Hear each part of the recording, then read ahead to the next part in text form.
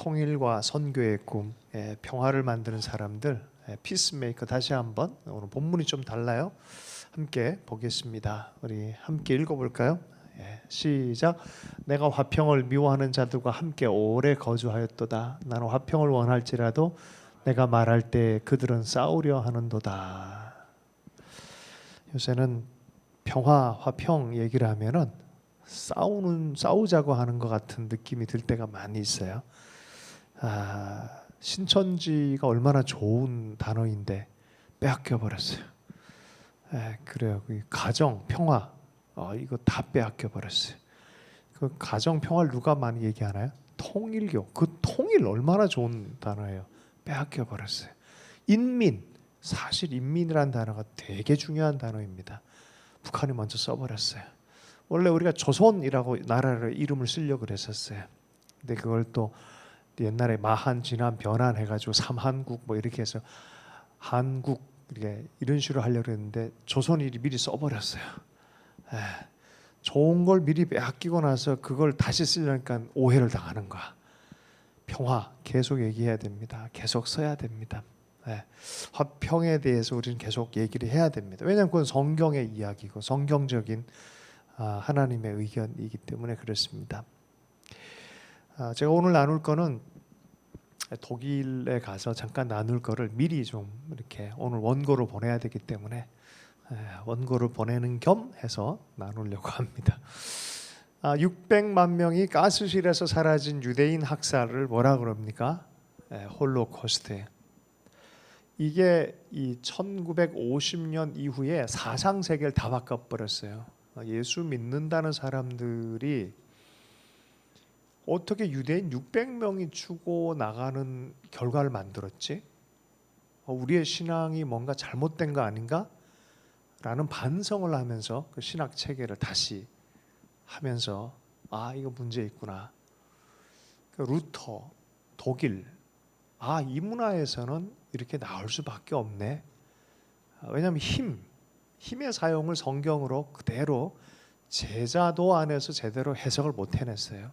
그러다 보니까 이제 그런 부분을 본 해퍼 같은 사람들은 꿰뚫어서 봤죠. 신학 천재라 그랬어요. 20세기의 신학의 천재. 왜냐하면 젊었는데 이미 다 통달해 있어. 책을 읽어보면. 그래서 이 사람을 칼 마르트라는 사람이 당신 신학의 천재다라고 그런 얘기를 했어요. 주님을 따라가는 게 뭔지 독일이 반성하지 않았다. 모른다는 게 결국은 600만 명 죽게 만드는 문명이고 신앙이라면 그게 무슨 신앙이냐 이렇게 말하는 거예요. 여러분 되게 중요해요. 우리 신앙도 마찬가지예요. 우리 옆에 있는 사람들 사랑하고 섬기고 사랑할 줄 모르고 구호만 있으면 그거 기독교 신앙의 간판은 될 줄 모르지만 진짜는 모릅니다. 그거는 진짜 몰라요. 그래서 내면으로부터 그래서 지난주부터 얘기하는 게 위대한 일을 한다고 해서 위대한 사람이 되는 게 아니에요. 내가 그 삶을 살 때 비로소 그런 일들도 의미가 되어지는 거죠. 오면서 그런 얘기를 했어요. 나이가 들면 뭐가 소중해지냐면 시간 사용 보면 아는데 손자 선물 사주기, 손자에게 손녀에게 글 써주기, 그 아이에게 맛있는 거 먹여주기. 이 사람은 뭐 하는 사람이냐? 대단히 사회적으로 성공한 사람이에요. 그 사람들의 시간 자체가 얼마나 소중해요. 뭘 작품 하나 하더라도 이 사람들은 경쟁할 필요가 없이 성공한 사람들인데, 근데 유일한 경쟁이 있죠. 뭐와 경쟁해요? 죽음과 경쟁하면서 작품 쓰는 사람들인데, 근데 그 시간에 애들한테 쓰는 거예요. 그게 뭐냐면 가치가 바뀌었다는 거예요. 가치가 바뀌었다는 거예요. 어떤 일보다 내가 그렇게 살아내는 게 훨씬 중요하다는 걸 깨달은 거예요. 그것이 진짜 삶이다라는 걸 깨달은 거예요. 예수님께서는 이걸 아예 쭉 처음부터 얘기를 해버렸어요. 평화를 살아라. 평화를 사는 사람들, 피스메이커, 평화를 일구며 살아가는 그 노력을 멈추지 말아라 라고 말한 거죠. 600만 명 홀로코스트 1945년 8월 6일에 하나의 섬광이 하늘에서 떨어졌고 12만 5천 명이 일시에 죽었어요. 잿더미가 된 히로시마 핵폭탄, 그리고 6.25 전쟁, 수백만의 사람이 죽었습니다. 시대적으로 민족적으로 이 전쟁의 참상을 경험한 사람은 평화가 얼마나 소중한지 이해하기 시작합니다. 그리고 다시는 이런 전쟁을 만들지 말아야지라고 하면서 두 가지 노선을 탑니다. 하나는 힘으로 평화를 만들어내려고 하는. 예. 그래서 무기 경쟁. 뭐 남한이나 북한이나 둘 다 뭐 뛰어나잖아요. 참 대단해요, 그죠? 어떤 경쟁을 합니까? 이제 핵무기. 제가 몇 년 전에 한 형제를 기도해줬어요. 우리 주선혜 교수님, 아이 홍 목사 이리 오시라 그래서 기도 좀 이 형제 해달라고 기도를 했어요. 형제 뭐 하는데 왜 머리를 들이밀어서 기도 받으려고? 그래서 그냥 해주긴 해줬어요. 그리고 나서 물어봤어요. 뭐 하는 형제냐 그랬어요. 무슨 대학, 북한 대학이에요? 그래서 북한에서 뭘 하는데 도무지 못 알아먹겠는데 그 ICBM 말입니다. 저희들이 만드는 대학생들이 ICBM, 그러니까 그 나이 또래 애들이 20대 후반인데 ICBM을 만드는 실무자들이었어요. 걔가 넘어와가지고 뉴욕 대학의 포스트 닥터로 서울대학을 마치고 가려고 하는 애였단 말이에요. 그 간절하게 기도해줬어요. 내가 어떻게 기도해줬겠어요? 하나님 핵무기 잘 만들게 해주십시오. 이렇게 기도했겠어요? 아니죠. 그렇잖아. 그건 아니잖아. 그래서 하나님 평화를 위해서 상대의 언어도 알아야 외교도 할 줄 알고 평화도 만들어낼 줄 알잖아요. 그래서 어쨌든 참 이게 어려워, 그죠? 얘는 그걸로 좋은 기술자 돼가지고 핵무기 잘 만들어서 잘 먹고 잘 살았다 이런 이야기를 기다릴지도 몰라요. 그거는 하나님의 제자의 길은 분명히 아니에요. 혼자 살면 됐지 뭐. 자연인 돼버리면 뭘 그게 더 필요하겠어요, 그죠? 자연인은 혼자 살면 되는 거예요. 근데 하나님은 평화를 만들어라라는 거, 같이 살아라는 얘기예요. 내려가서 같이 살 줄 알아라라고 말하는 거예요. 누군가의 눈물을 닦아줄 줄 알아라라고 얘기하는 거예요. 경험을 했던, 전쟁을 경험했던 사람들, 성프란치스코는 중세의 기사가 되려고 전쟁에 참가했다가 포로가 되고 고통을 많이 경험하고 돌아와서 예수님 경험을 했어요. 그리고 나서 자기 삶을 과격하게 하나님의 사랑에 투신을 합니다. 그리고 하나님 경험하고 나서 기도문 하나 만들었어요. 이게 뭐예요?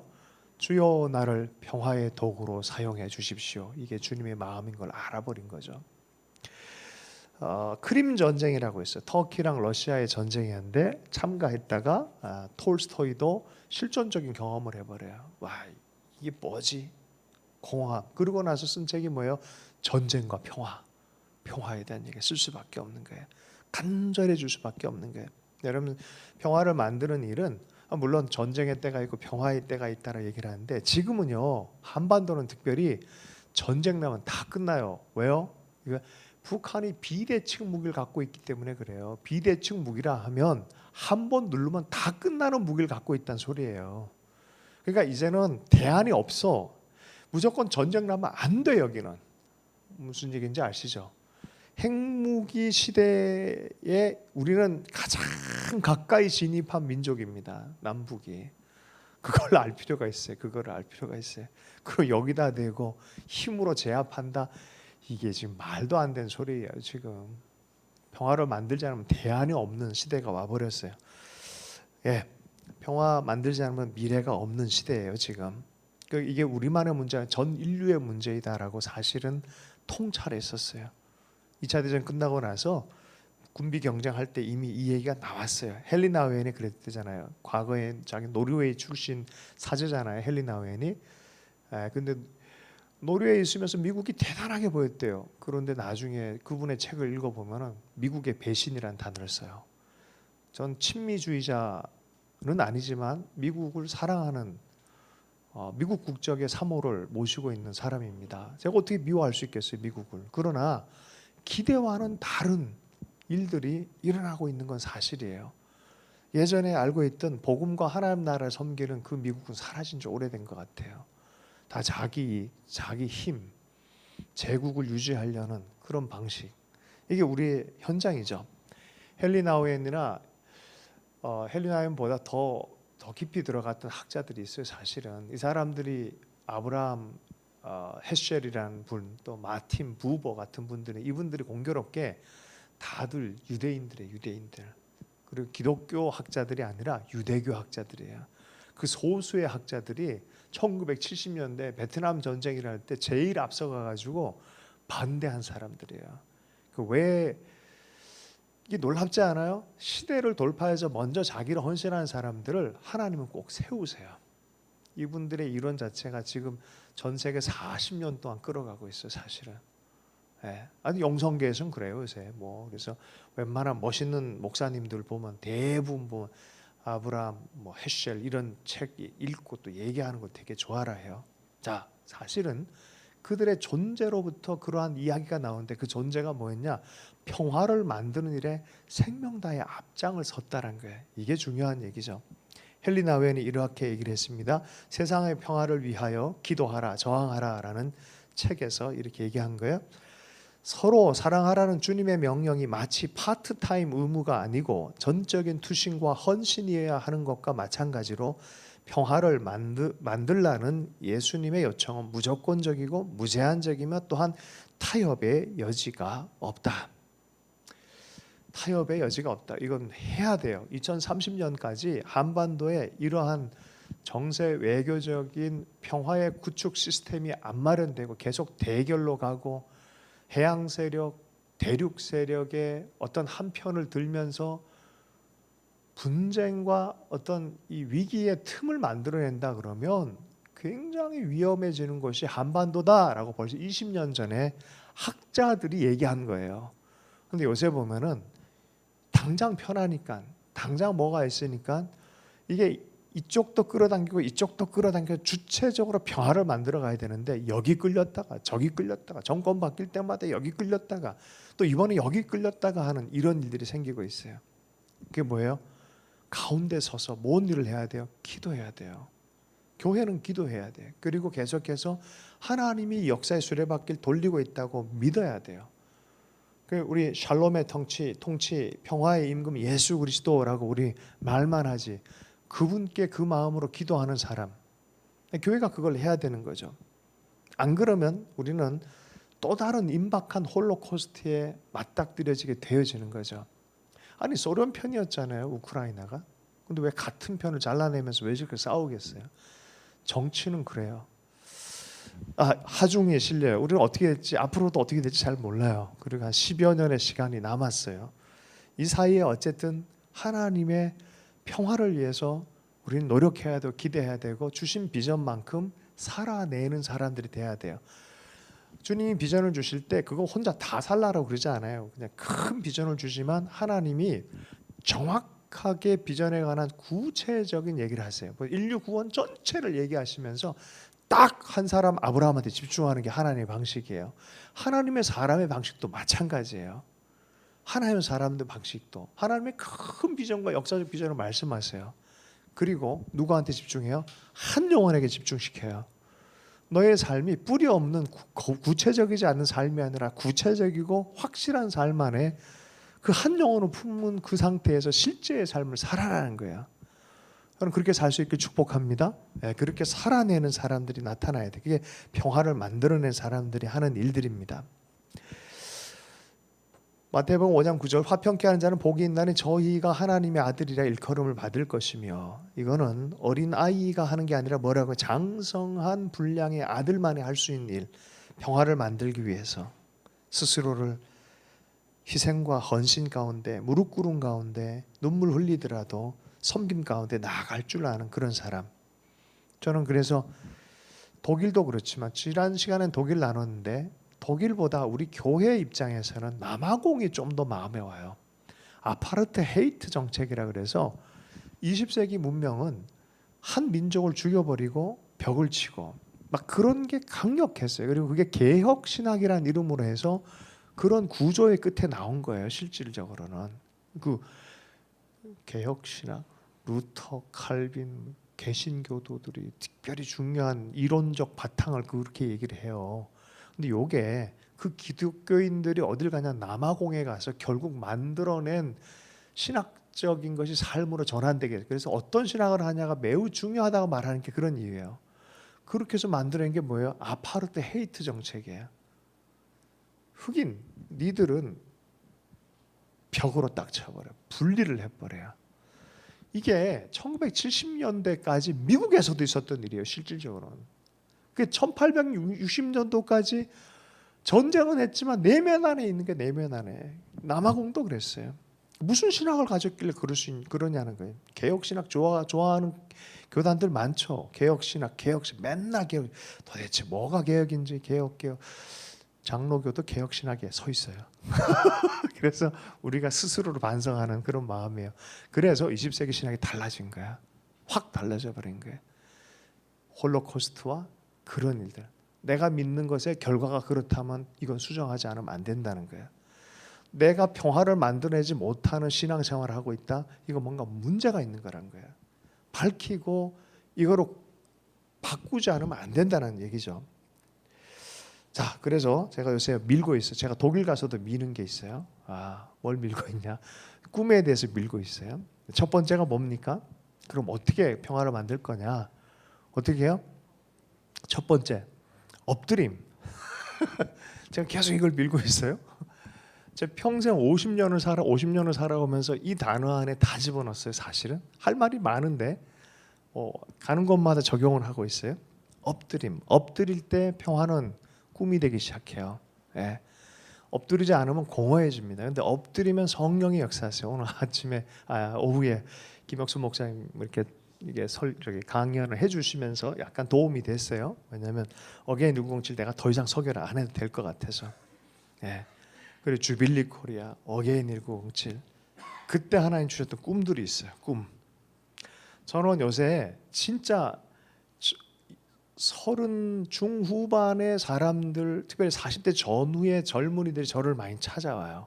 그러더니 동일한 얘기를 하는 걸 들어요. 뭐냐면 목사님 때문입니다. 책임지세요. 이런 얘기를 많이 들어요. 목사님 때문입니다. 책임지세요. 뭔 얘기를 하지? 들어봤더니 이때 꿈을 보았고 꿨다는 거예요. 그리고 자기 삶을 이렇게 전환시켰다는 거예요. 그래서 내가 보니까 나보다 훨씬 더 잘하는데 책임질 일이 아닌데 보니까 하나님이 이미 하셨네. 나로 하여금 위로를 받게 했어요. 사실 그 말이 같이 꿈꾸네, 같이 엎드렸네, 엎드리고 같이 보는 거예요. 통일의 평화의 꿈은 혼자 꾸는 걸로 시작할 수는 있겠지만 혼자로는 절대 안 됩니다. 같이 꿈꿔야 돼요. 모두가 같이 꿈꿔야 돼. 이 시대 우리 다음 세대 애들이 통일에 대해서 별로 안 원해. 25%. 이게 심각합니다. 도대체 왜 통일하냐? 제가 잘 아는 자매님이 있는데 유럽 여행을 갔대요. 조지아라는가? 어디 가가지고 하여튼 어디 세르비아인가? 하여튼 갔는데 북한 사람도 왔다 갔다 하더래요. 그래서 북한의 통일에 대해서 그 하숙하는 그 주인인가 물어봤다는 거죠. 그랬더니 그 자매님이 또 인식이 있는지라 젊은 애들 별로 안 원한다고 그랬는데 나중에 영국 친구가 한마디 하더래요. 아니 왜 통일을 안 하려고 그러냐. 그 다음에 한 말이 되게 충격이었대요. 너 그리스도인 아니냐? 라는 말에 충격을 먹었다는 게, 너 그리스도인 아니냐? 어떻게 그럴 수 있느냐? 아니 제3자가 보면 이상한 거예요 이게. 그런데 당사자인 우리는 너무 오랫동안 분리가 돼 있다 보니까 그게 뭐예요? 나만 살고 나만 편하면 됐지. 그런 사람 같은 경우는 우리 시대의 정서에선 이해하죠. 그죠? 일단 나라도 잘 살아보자. 잘 살아보세. 나만이라도. 이게 전 세계적 정서 아니겠습니까? 그죠? 그래서 그 자매님이 깨달음이 왔고 회개하기 시작했고 그러고 나서 성령 세례를 받았더라라는 그런 고찌음에 방언도 받고 성령 세례를 받았더라라는 그런 얘기를 들은 적이 있어요. 두 번째 뭡니까? 엎드림에서 시작해서 두드림. 우리가 잘 아는 서오만이 북한에 가셨다가 80년대 후반에 북한에 가셨다가 자기의 친척들을 봤는데 여전히 신앙생활을 하고 있는 걸 봐버렸어요. 그리고 자기는 잘 살고 있는데 저들은 저렇게 어려운 가운데 신앙생활을 하고 있는 걸 보고 호텔방에서 기도하다 성령을 받아버렸어요. 이분의 직임은 한미은행 파운더 중에 한 명이었어요. 그 말인즉슨 돈을 많이 다루고 권위 있는 자리에 있었던 분이 그날로 순종하기 시작했어요. 재정 보내고 아들 목사님들 넥타이 옷 좋은 거 다 바리바리 싸가지고 다 북한에 어떤 형태든 무슨 욕을 하든 일단은 저 사람들 살려야 된다는 마음 때문에 갔습니다. 실제일까? 우리 사모님도 2번 따라갔어요. 뭐 콩도 보내고 여러분들 만나기 전에 교회에서 사실은 평성 지역에 3천 명의 고아이들을 섬기면서 먹였던 일들도 있어요. 뭐 그것 때문에 인연이 돼가지고 가정교회 지도자들을 만났어요. 실제예요, 실제 일이고 이 권사님의 아드님도 사실은 목사님들이세요. 목사님, 부흥사도 이런 분들이시죠. 우리가 잘 알아요, 삶을. 정말 너희들은 준비가 됐느냐라 주님 묻는 그 영화가 있었죠. Are you ready? 통일을 준비하고 있냐? 너희들 아닌 것 같은데 라는 그런 음성을 우리한테 줬죠. Are you ready? 진짜 준비됐느냐? 구호나 사역 세우려는 게 아니라 진짜 너는 평화를 만들어내는 그 사람이냐? 그 질문을 했던 거죠. 김주 권사님, 또 김주 권사님도 마찬가지죠. 구체적으로 사람을 섬기러 갔어요. 갔어요. 가고 나서 나중에야 자기 정체를 이렇게 점점 드러내셔서 내가 놀랐죠. 그게 그냥 간 게 아니구나. 할 일 없는 분이 여기서 심심해가지고 노년의 생활을 뭔가 의미 있는 데 하려고 간 게 아니구나. 뭐예요? 다 내려놓고 낮은 자리로 간 거였어요. 주선의 교수님과 샬롬 공동체, 제가 한 번은 말씀 전하러 갔는데 한 40분을 방 안에서 안 나오시더라고요. 무릎 꿇고 기도하고 계시더라고요. 아이들을 섬기기 위해서. 탈북지체들 섬기고 아이들 장학금을 마련하기 위해서 뒤에서 동분서주하고, 또 누군가에게 가서 더 좀 도와달라고 읍소하기도 하고. 평생을 그렇게 사셨어요. 구체적이에요.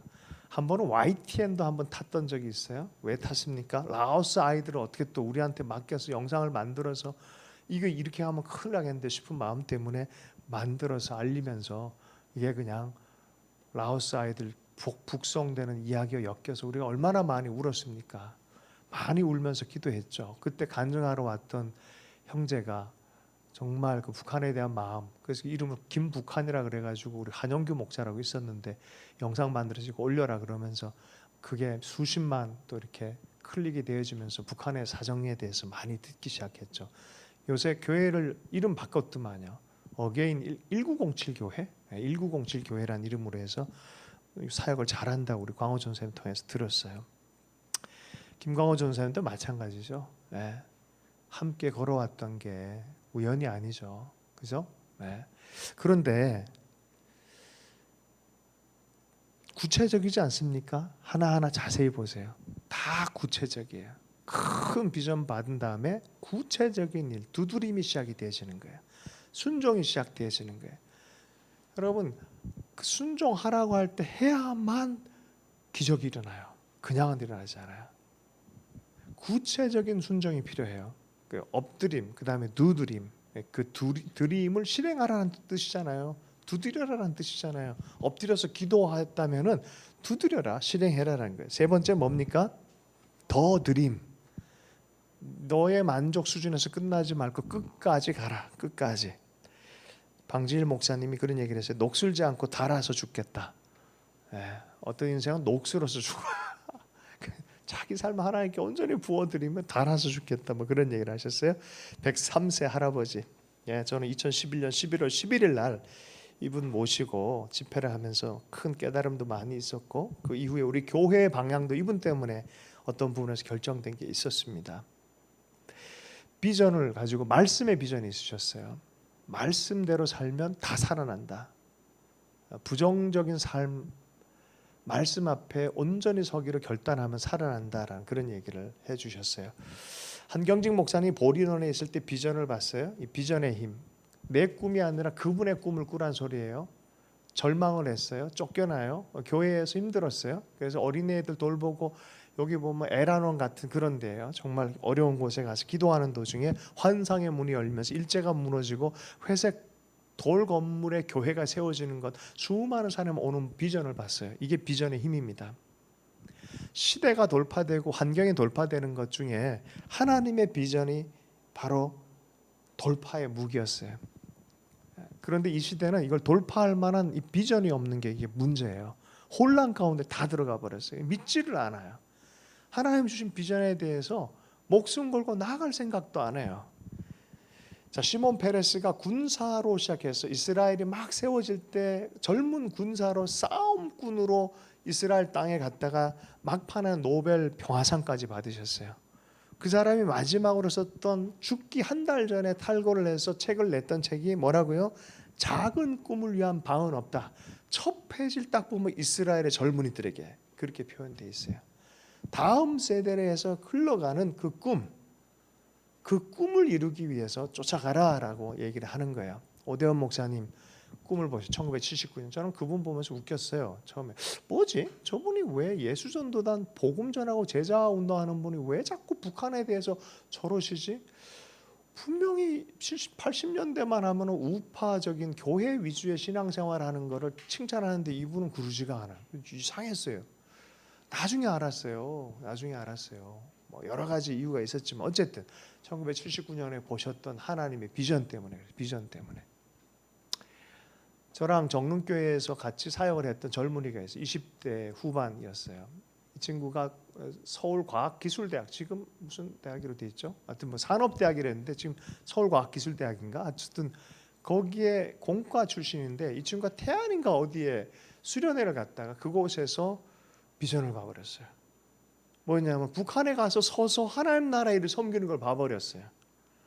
얘 전공은 공과. 그런데 본 비전은 통일시대에 그 땅에서 지가 섬기는 것. 지가 지금 현실에서 자기를 보는 것에 대해서 이것과 조율하기 위해서 DTS를 간 거예요. 6개월 DTS 가서 미국에서 영어도 배우고 하면서 꿈을 꾸는 거예요. 다시. 그리고 비전의 조정을 했어요. 비전의 조정을. 나는 이쪽이구나. 믿었어요. 그리고 두드렸어요. 아이 대학원을 거기 들어가고 민화협이라고 그 진짜 평화를 위한 그 통일을 위한 어떤 그 조직에 들어가서 간사로부터 섬겨 아래서부터 쫙 섬겨갑니다.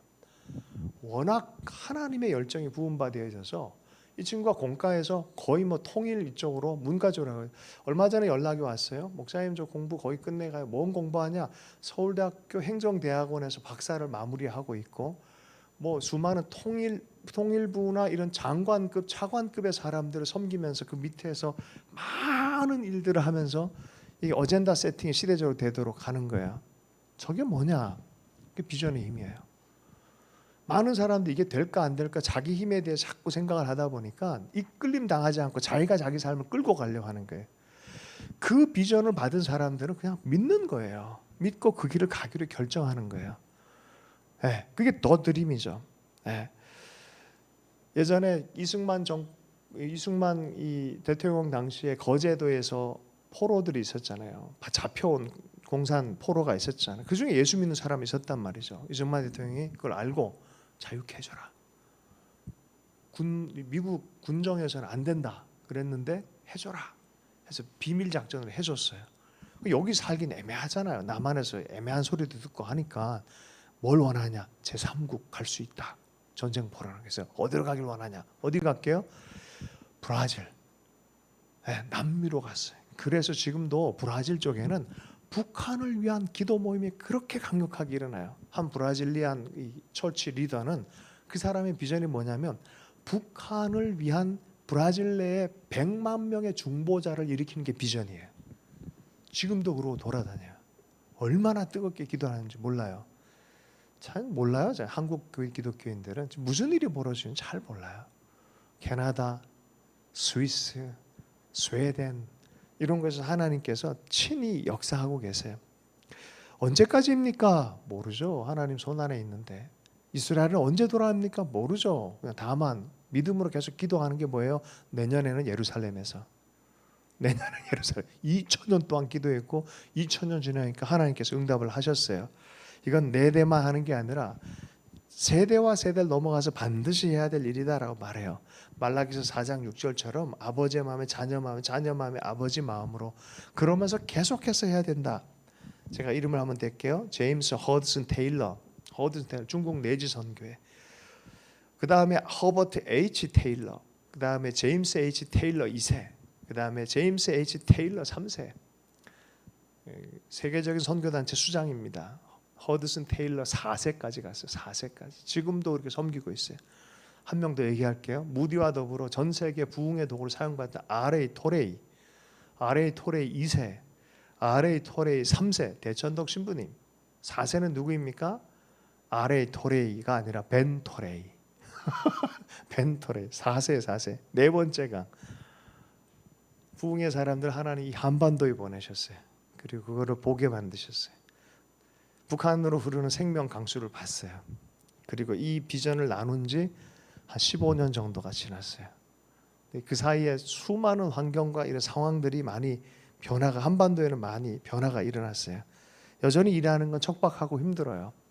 그런데요, 40년이 지나도 잊지 않고 있었던 한 분이 계셨어요. 저 산지는 내 겁니다. 모세가 나한테 약속한 겁니다. 라고 하면서 여호수아에게, 그 산지는 누구 거라고, 뭐예요? 거기 점령해야 되는 건데 그냥 내 것처럼 생각하고 내가 하겠습니다라고 갔던 사람이 누구예요? 갈렙이에요. 갈렙. 네. 이 평화 통일은 누가 이룰 것이냐 할 때 누가 해야겠어요? 저건 제가 해야 될 겁니다. 나설 사람이 있으면 좋겠어요. 이 시대가 그렇게 일어난다 그러면 기회를 다시 주실 하나님을 저는 믿습니다. 하나님 다시 한번 흐르게 해주십시오. Do it Lord. 건초더미 기도회에서 70년 이후에 루터 위시아드가 일어나서 다시 한번 해주십시오. 내년에는 평양에서. 왜 아니겠습니까? 복음과 평화의 운동은 주님의 운동입니다. 하나님 나라 운동입니다. 그리고 계속해서 살아내야 될 영역입니다. 주신 말씀 붙들고 잠깐 기도하고 나오셔서 우리 계속 기도하면 좋겠습니다. 멈추지 않고 기도하길 원합니다라고 잠깐 기도할까요? 예. 하나님